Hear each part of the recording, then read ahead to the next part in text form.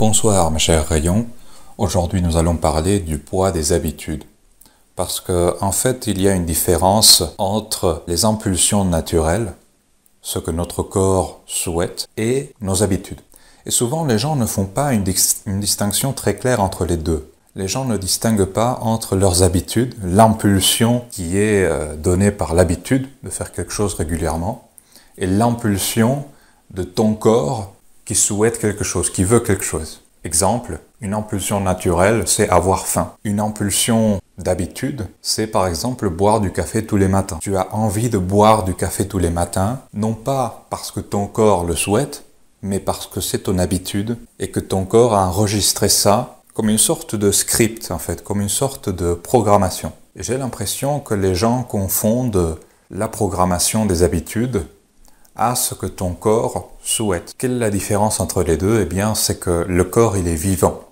Il est vivant, c'est-à-dire qu'il change, il évolue, il s'adapte. Il va souhaiter des choses différentes selon la situation, selon le moment. Et généralement, notre corps, il veut notre bien. Souvent, notre corps désire des choses qui sont en dehors de nos habitudes. Tandis que les habitudes sont mortes, en fait, ou plutôt ne sont pas vivantes. Elles ne s'adaptent pas, elles restent toujours les mêmes, quoi qu'il arrive. Même si tu as une habitude qui est mauvaise, qui te fait mal, l'habitude, elle ne changera pas, elle ne s'adaptera pas. Et tu vas continuer à faire la même chose alors que ça te fait mal. Par exemple, boire du café. Le café, il n'est pas mauvais, ce n'est pas quelque chose de particulièrement mauvais, mais ce n'est pas quelque chose qui soit bon non plus. Et moi, je m'en suis rendu compte il y a à peu près 2 semaines, j'ai arrêté de boire du café parce que je me suis rendu compte que mon corps ne voulait pas prendre du café, en réalité. Que c'était juste une habitude que j'avais adoptée un peu par hasard et que j'ai conservée, et que cette impulsion que j'avais de boire du café, c'était l'impulsion de l'habitude. Et maintenant que j'ai arrêté, je me sens mieux. Mon corps se sent mieux, je n'ai aucun besoin, aucune impulsion de boire du café. Et c'est un tout petit exemple parmi des milliers. Parce que on peut dire en quelque sorte que l'habitude, c'est une technologie. Comme la langue, comme la maîtrise du feu, l'humain a maîtrisé sa capacité à adopter des habitudes, c'est-à-dire des comportements réguliers et invariables.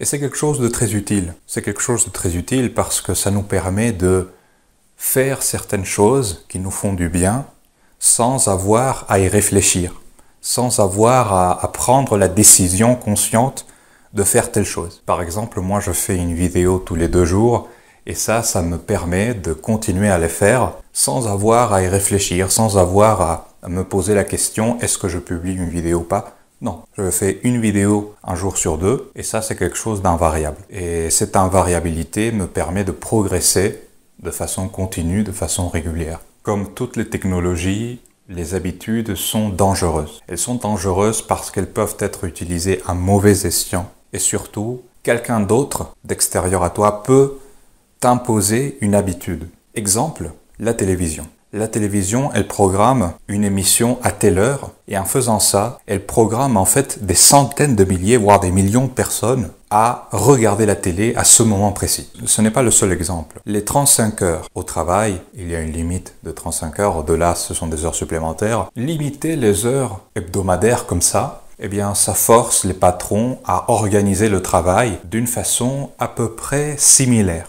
Évidemment, chaque emploi est différent, les horaires sont différents, mais puisqu'il y a 35 heures par semaine, eh bien on va souvent revenir aux mêmes habitudes. Le fameux 9 to 5 des États-Unis, de 9 heures à 5 heures.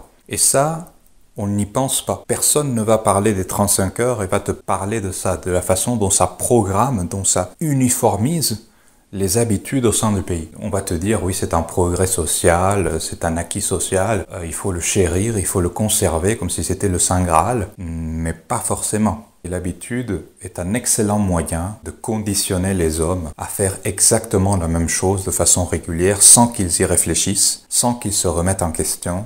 C'est vraiment une technologie très puissante. Mais ce qu'il faut retenir, comme pour toutes les technologies, c'est que la technologie doit être utile à toi. C'est à toi qu'elle doit servir. Et il faut se remettre en question, pas tous les jours, mais de temps en temps, il faut se demander est-ce que la technologie est en train de m'apporter quelque chose? Est-ce qu'elle me sert moi? Ou est-ce que c'est moi qui est addict, qui est accroché à ce truc? Parce que la technologie, c'est différent de la vie. Si tu écoutes ton corps, si tu l'écoutes vraiment, tu vas sûrement vivre une belle vie. Mais si tu appliques seulement la technologie et les habitudes, ta vie va sûrement être de la merde. Parce que tu ne vas pas être capable de t'adapter aux situations, de changer en fonction de ton état d'esprit. Parfois, les gens, ils évoluent spirituellement, ils évoluent émotionnellement, mentalement, mais ils ne changent pas leurs habitudes.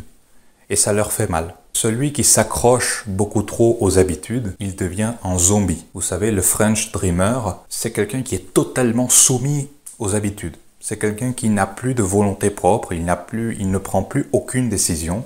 Il ne s'adapte pas, il ne change pas. Ça, c'est la caractéristique de notre époque, c'est que les gens ne changent pas, ils n'évoluent pas. Immigration massive, on ne s'adapte pas. On n'arrive pas à comprendre qu'il y a un problème, qu'il y a un truc qui ne va pas et qu'il faut changer quelque chose. Économiquement, pareil. Dans presque tous les sujets, c'est comme ça. Et finalement, quand on y pense, la plupart de nos habitudes, c'est quelqu'un d'autre qui nous les impose. C'est une force extérieure et supérieur qui nous impose ces habitudes sans égard à notre volonté. Il faut combattre ces habitudes qui nous ont été imposées par l'extérieur et commencer à écouter notre corps, ce que notre corps nous dit. Et commencer à soumettre les habitudes à nos besoins, à notre volonté, plutôt que de nous-mêmes nous soumettre à cette technologie, à ces habitudes. Et voilà, c'est tout ce que j'avais à dire pour aujourd'hui. J'espère que vous avez apprécié et je vous dis à la prochaine, mes chers rayons.